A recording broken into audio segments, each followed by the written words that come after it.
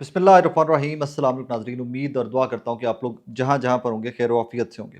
यानी जब भी किसी मुल्क की सालमियत के ऊपर कोई हमला किया जाता है, कहीं पर जुल्म जबर किया जाता है, तो लोग अक्रॉस द बोर्ड मज़हब से मावरा होकर, अपने फ़िरके से मावरा होकर, अपनी नेशनलिटी, अपने मुल्क से, अपने कारोबार से, अपने प्रोफेशन से मावरा होकर उस जुल्म की के खिलाफ आवाज़ बुलंद किया करते हैं। और यही तरीक़ाकार है, जब से दुनिया बनी है ऐसा ही होता आया है। मतलब मैं बात कर रहा हूँ अभी रिसेंट जो हिंदुस्तानी एग्रेशन है टुवर्ड्स पाकिस्तान, जो वो इल्ज़ाम दर इल्ज़ाम लगाकर जंग की तैयारी करे बैठे हैं, जो हमला करने की तैयारी बैठे हुए हैं। पाकिस्तान क्या, हिंदुस्तान के अंदर से बहुत सारे हिंदुस्तानियों ने, हिंदुओं ने स्पेशली मोदी के ऊपर बहुत सारे सवालात उठाए, इस एक्शन और इस सारी कार्रवाई के खिलाफ बहुत सारे सवालात उठाए। अब इसी तरह पाकिस्तान के अंदर भी था, एंकर क्या, सहाफ़ी क्या, पुलिस क्या, फ़ौज क्या, कारोबारी शख्सियात क्या, टीचर्स क्या, मॉडल्स क्या, एक्टर्स क्या, हर बंदा अफ़वाज पाकिस्तान के पीछे डट के खड़ा हुआ था कि जनाब ये गलत कर रहा है हिंदुस्तान, हम इसकी मजम्मत करते हैं और ठोक बजाकर मजम्मत करते हैं। 2-3 लोगों ने मजम्मत नहीं की अभी तक, नवाज़ शरीफ साहब की स्टेटमेंट नहीं आई। एनीवेज़ कहानी क्या है?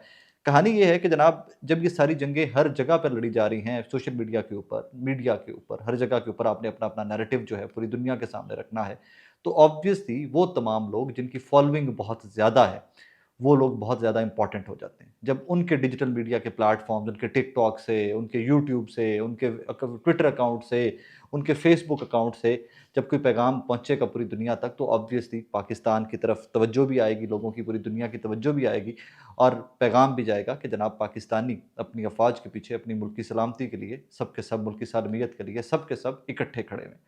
बदकिस्मती की बात ये है कि इस तरह के मामले के अंदर कुछ लोगों के लिए फाइनेंसेस, कुछ लोगों के लिए अपने कारोबार बहुत ज़्यादा इंपॉर्टेंट होते हैं और इससे ज़्यादा शर्मिंदगी की, इससे ज़्यादा बदकिस्मती की बात नहीं हो सकती। पाकिस्तान की सबसे मशहूर टिकटॉकर हैं मोहतरमा जन्नत मिर्ज़ा साहिबा। फैसलाबाद से इनका ताल्लुक़ है। बहुत ज़्यादा फॉलोइंग है पाकिस्तान के अंदर, पाकिस्तान से बाहर, इंडिया के अंदर, इवन पूरी दुनिया के अंदर बहुत ज़्यादा फॉलोइंग है जन्नत मिर्ज़ा साहिबा की। करोड़ों लोग हैं जो जन्नत मिर्ज़ा साहिबा को देखना चाहते हैं, सुनना चाहते हैं, या सुनना का तो मुझे नहीं पता लेकिन देखना ज़रूर चाहते हैं। क्योंकि गुफ्तगू के ऊपर कोई बहुत कमाल मैंने उनका किसी वीडियो के अंदर देखा नहीं है, उनकी दस्तरस नहीं है शायद गुफ्तगू के ऊपर ज़्यादा। लेकिन उनकी लुक्स के ऊपर या उनकी एक्टिंग या वो जो लोग हैं वो देखना बहुत सारे चाहते हैं। अब जब तमाम हमारे सोसाइटी के लोग डिफरेंट जो फ़ील्ड्स के लोग हैं, वो पाकिस्तान के साथ खड़े हुए थे, तो जन्नत मिर्ज़ा साहिबा से भी ये सवाल किया गया एक सहाफ़ी की जानिब से कि मोहतरमा हिंदुस्तान की एग्रेशन, हिंदुस्तान की जारहियत, उसके ऊपर कोई 2 लफ्ज़ फरमा दीजिए। तो मोहतरमा ने उसके ऊपर जवाब क्या दिया, पहले ज़रा सुन जो लीजिए। पाकिस्तान इंडिया की सिचुएशन चल रही है जी, हो जाए मुतासर होते हैं उससे जिस तरह से जंग की नहीं यार बस चलो थैंक यू थैंक यू जन्नत मिर्ज़ा साहिबा आगे से ये करके निकल गई हैं। अब प्रॉब्लम कहाँ पर है? प्रॉब्लम सादा-सा है कि जनाब अगर आप कोई स्टेटमेंट दे देंगी तो हिंदुस्तान आपके अकाउंट्स जो हैं सोशल मीडिया के, ट्विटर, इंस्टाग्राम, ट्विटर तो ख़ैर आपका क्या होगा, इंस्टाग्राम एंड टिकटॉक वगैरह जो हैं वो बैन कर देंगी जन्नत मिर्ज़ा साहिबा के और उससे उनका फ़ाइनेंशियल नुकसान बहुत होगा। उनसे उनकी जो कैंपेन्स हैं और उनकी जो फ़ॉलोइंग है वो बहुत कम हो जाएगी और उनको नुकसान होगा। लिहाज़ा पाकिस्तान एक साइड के ऊपर, हिंदुस्तान की एग्रेशन ओके, काबिल कबूल, हम मज़म्मत नहीं करेंगे।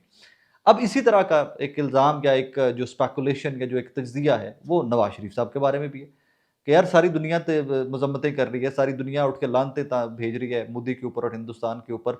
वो तमाम लोग, इमरान खान साहब जो मुक़य्यद हैं, वो उठ के खड़े हो गए हैं। उनकी पार्टी पूरी की पूरी पूरी जो है वो अपने डोमेस्टिक पॉलिटिक्स को भूल कर जेल में बैठा हुआ इमरान खान ललकार रहा है मोदी को, अक्रॉस द बॉर्डर हिंदुस्तान को ललकार रहा है कि तुम्हारी ऐसी की तैसी, तुम इस तरह की कोई हरकत करके तो दिखाओ। मियाँ नवाज़ शरीफ साहब खामोश बैठे हुए हैं। अभी तक कोई ट्वीट नहीं आई, कोई बाय नेम कोई स्टेटमेंट नहीं आई, मोदी को कहीं पर एड्रेस नहीं किया गया, हिंदुस्तानी हुकूमत को कहीं पर एड्रेस नहीं किया गया। या तो फिर वो एजाज सैयद साहब वाली बात मैं आज देख रहा था कि नवाज शरीफ साहब जो हैं वो शुजात हुसैन साहब बन गए सियासत के। शुजात साहब बहुत बड़ा कद है, शुजात साहब का सियासत के अंदर बड़े रवादार सियासतदान थे। शुजात साहब अल्लाह पाक उनको सेहत दे, लंबी ज़िंदगी दे। नवाज शरीफ उनकी सेहत ख़राब है तो that is the reason he is not very active Shujaat साहब। नवाज शरीफ साहब तो माशाल्लाह सेहतमंद हैं, खाते पीते सफ़र करते, लंदन जाते, इधर उधर फिरते दुनिया के विच आके लेकिन बिल्कुल खामोश हैं। शायद फिर वही एजाज सैयद साहब वाली बात कि जनाब बेटी के फ्यूचर को लेकर उधर भी ये करके इशारा हो गया कि खामोशी है भाई, कोई चक्कर ही नहीं है। बस अपने बच्चों का मुस्तकबिल देखना है, भाई का मुस्तकबिल देखना है, कहानी ख़त्म है, मियाँ नवाज शरीफ साहब को रिटायर्ड सियासतदान कंसीडर किया जाए। आप जब ये बात भी करेंगे कि नवाज शरीफ साहब को रिटायर्ड सियासतदान कंसीडर किया जाए, तो हमारे नून लीग के दोस्त जो हैं वो बड़े नाराज़ हो जाते हैं, वो बड़े नाला होते हैं, कहते हैं आप ये कैसे कह सकते हैं, वो हमारे दिलों के कायद हैं, उन्हीं की वजह से, नवाज शरीफ साहब की वजह से तो शहबाज शरीफ वज़ीर आज़म है, और उन्हीं की वजह से तो मरीम नवाज़ वज़ीर आला पंजाब है, लिहाजा आप ये ना कहा करें कि वो रिटायर्ड सियासतदान। असि नहीं कहते भाईजान, लेकिन जन्नत मिर्ज़ा साहिबा और नवाज शरीफ साहब जो हैं वो, मैं जस्ट बताना ये था कि जन्नत मिर्ज़ा साहिबा जो टिकटॉकर हैं पाकिस्तान की बड़ी मशहूर, वो और दिलों के कायद मियाँ नवाज शरीफ साहब जो हैं वो मोदी की मजम्मत नहीं कर रहे, वो हिंदुस्तान की मजम्मत नहीं कर रहे, वो इस जंग के हालात तकरीबन वर्ज ऑफ वॉर के जो खड़े में हम लोग, इन हालात के अंदर भी वो दोनों के दोनों खामोश हैं। मैं सिर्फ आपको ये बताना, आगे बढ़ जाते हैं नाजरीन। किसी भी सोसाइटी के अंदर मुझे ज़ाती तौर पे लगता है कि सबसे ज़्यादा इज़्ज़त के काबिल उस्ताद होता है, जो बच्चों को पढ़ाता है, जो उनको फ्यूचर के लिए प्रिपेयर करता है, वो उनको किसी भी मुल्क, किसी कौम के फ्यूचर को वो शेप अप करते हैं, उनकी तालीम दी हुई, उनका शऊर दिया हुआ, उनकी की हुई तरबियत बच्चों के काम आती है, मुल्कों कौमों के काम आती है और मुल्क कौम तरक्की करते हैं। सो वालिदैन जो बच्चे को जन्म देते हैं, उनसे भी ज़्यादा इंपॉर्टेंट रोल किसी भी इंसान की पॉजिटिव लाइफ के अंदर या प्रोग्रेसिव लाइफ के अंदर उस्ताद का होता है, और ये पूरी दुनिया के अंदर माना जाता है, उस्ताद को बहुत इज्जत से देखा जाता है। पाकिस्तान वो बदकिस्मत मुल्क है इस हिसाब से कि हम उस्ताद को धमकियाँ भी देते हैं, हम उस्ताद को पुलिस की गाड़ी में भी डालते हैं, हम उसको टॉर्चर भी करते हैं, हम उसकी जितनी तजलील मुमकिन हो सके वो करते हैं, और अपनी छोटी मोटी रिश्वत के लिए। ये एक अनफॉर्चुनेट सा इंसिडेंट पेश आया है, मैं आपके सामने रख देता हूँ। ये इंसिडेंट पेश आया जनाब जुरिया में, हाफजाबाद का एक इलाका है, और है क्या, थाना कसोकी में इसकी एफआईआर हुई है। मैं पहले एफआईआर पढ़ दूँ, फिर उसके ऊपर डिटेल में बात करते हैं। ये जनाब मोहम्मद रियाज साहब हैं, वल्द मोहम्मद हनीफ, मोहल्ला मोहल्ला शरीफपुरा है, हाफजाबाद का एक इलाका है, वहाँ के ये रिहायशी हैं। आगे उनका फ़ोन नंबर और वो दिया गया, वो लिखते हैं, बखिदमत जनाब एसएचओ साहब थाना कस्सो की जनाब आली, उन्वाने इंदराज मुकदमा बरखलाफ कांस्टेबल नवीद, पेट्रोलिंग पुलिस चौकी जुरियाँ। गुजारिश है कि बंदा रिटायर्ड स्कूल टीचर है और मोअज़्ज़ज़ शहरी है। मोरखा 20/4/2025 बरोज़ इतवार तकरीबन 11:30 बजे दिन को एवान राइस मिल्स कंप्यूटर कांटा भून कलां से तरबूज की गाड़ी का वजन करवा कर साइड पर ट्रक को खड़ा किया गया। चले मैं आपको एफआईआर थोड़ी लंबी है, मैं वैसे आपको बता देता हूँ। एक साहब है, हाफजाबाद के स्कूल टीचर है, उनका नाम है मोहम्मद रियाज साहब, मोहल्ला शरीफपुरा है, हाफजाबाद का एक इलाका है, वहाँ के ये रिहायशी हैं, रिटायर्ड स्कूल मास्टर हैं, और इससे ज़्यादा बेहतर प्रोफेशन कौन सा हो सकता है कि आप एक मास्टर हो, आप एक उस्ताद हो। ये इतवार के दिन 20 तारीख को, 20/4 को तरबूज का ज़िम्मेदार होंगे या कोई काश्तकार होंगे, तो इनको तरबूज की गाड़ी का वेट करवा कर एक साइड के ऊपर खड़ा किया हुआ था। जब वेट हो जाता है तो मतलब the deal is done, it's finalise. वो तरबूज का ट्रक इनका साइड पे खड़ा हुआ था। वहाँ की पेट्रोलिंग चौकी के कुछ साहिबान आते हैं, ये कांस्टेबल है कोई नवीद, ये आता है और ये आकर हुक्म देता है ट्रक वाले को कि 15 तरबूज उतार कर मेरी गाड़ी में रख दिए जाएँ, पेट्रोलिंग की जो गाड़ी है उसमें रख दिए जाएँ। वो ट्रक वाला आया, उसने मालिक को बताया, उसने मास्टर जी को बताया, मोहम्मद रियाज साहब को। रियाज साहब गए, उन्होंने कहा बेटा सौदा हो गया। वैसे तो मैं एक आधा को लेना होता तो ले लेते, लेकिन सौदा हो गया, वेट हो गया, मैं तुम्हें वहाँ से तरबूज निकलवा के नहीं दे सकता।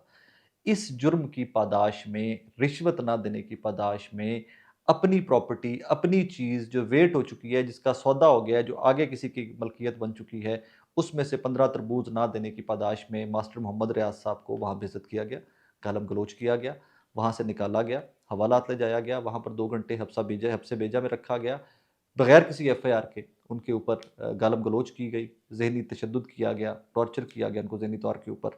और फिर आगे कहानी का ट्विस्ट क्या आता है, जब पुलिस वालों को, आई एम सॉरी कि मैं दिल ते जो बड़े ही सख्त लफ्ज़ इस्तेमाल करते करदा है ना, बेशर्मा हस्ते, बेगैरता हस्ते, जब पुलिस वालों को पता चलता है कि मास्टर मोहम्मद रियाज साहब का बेटा विंग कमांडर है, फ़ौज में है, तो थरथल्ली पड़ जाती है।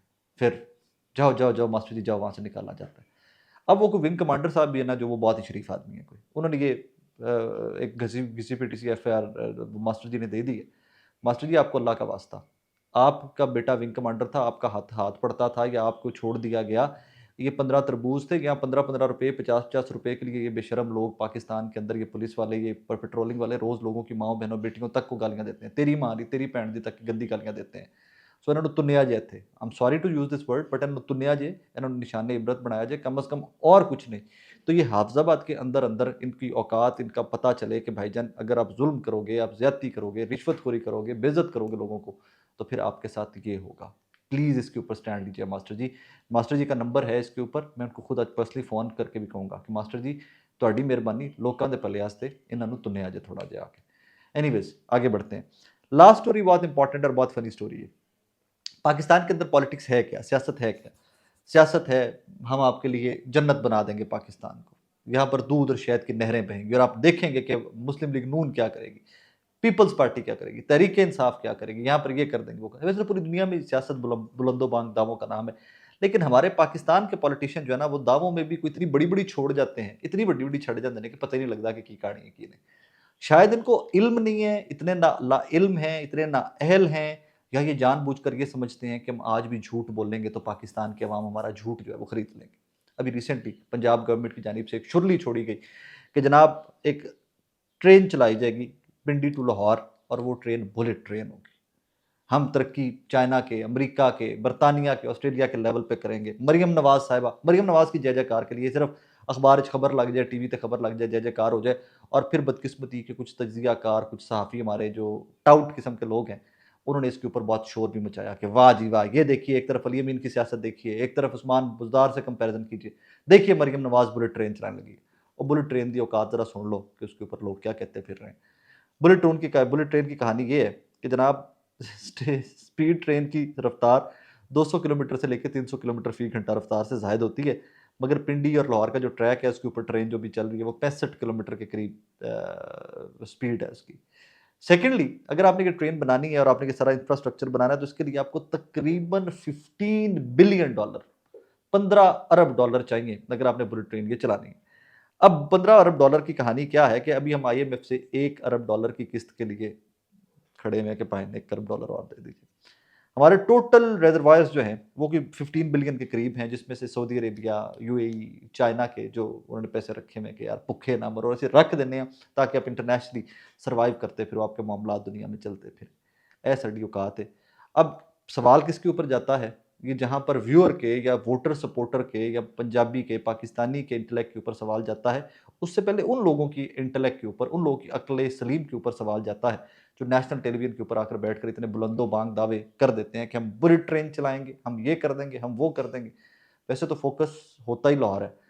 ये सिर्फ इतना कह देते हैं ना कि हम किसी हाफजाबाद के दूर दराज इलाके के अंदर कोई बनाएंगे, बुनियादी मरकज़ सेहत बना रहे हैं, कोई स्कूल प्राइमरी से मिडल कर रहे हैं बच्चियों का, साउथ पंजाब में हम कोई सड़क बड़ी कर रहे हैं, वहाँ पर कोई अस्पताल बड़ा बना रहे हैं, यूनिवर्सिटीज़ जो नवाज शरीफ यूनिवर्सिटीज़ उनके नाम के ऊपर ही हम रख कर कोई यूनिवर्सिटियाँ बना रहे हैं, बना दो यार, लोगों का भला ते करो। इस तरह के तो ना बड़े बड़े ब्लंडर मारो कि जो लोग फिर बाद में उनको कैलकुलेशनें कर करके कहते हैं कि देखें। यहाँ से एक और चीज़ का अंदाज़ा लगाइए ना कि ये कितने अनएक्सपीरियंस्ड और कितने नाइव या लाउबाली तबीयत के हैं। मतलब बस स्टेटमेंट देती है, ना कोई ज़रबा तकसीमा, ना कोई हमने उसके ऊपर कैलकुलेशन की है, ना हमने उसके ऊपर कोई मीटिंग की है। एक ख्वाब था, मरियम साहबा सोई उठी, उन्होंने कहा जी लाहौर से पिंडी बुलेट ट्रेन चलनी चाहिए, हुक्म दे दिया गया जी, प्रेस कॉन्फ्रेंस ठोक दिया जी, मरियम बीबी ने सोच लिया लाहौर पे पिंडी बुलेट ट्रेन चलनी चाहिए। और $15 बिलियन कितों लैके आने बीबी, आपने कहाँ से ये अरेंज करना है? या कल को आप कह देती हैं कि आपको ख्वाब आया कि जी आप लाहौर से सऊदी अरेबिया एक सड़क बनाना चाहती हैं, तो आके प्रेस कॉन्फ्रेंस तो करने वाले कर देंगे आपके कि जी मरियम बीबी ने कहा जी लाहौर से रियाज या जद्दा तक ट्रेन चलेगी या सड़क बनाई जाएगी। कैसे बनाई जाएगी, कित्थों आएंगे, साढ़े पल्ले रोटी खाण नहीं होती। अगर हमारे जो दोस्त ममालिक हैं वो जो कर्जा दिया वो वापस ले रहे हैं, साढ़े पल्ले तो टुक्कर खाण नहीं है। That's politics. अपना ख्याल रखिएगा, दुआ में याद रखिएगा। अल्लाह हाफिज़।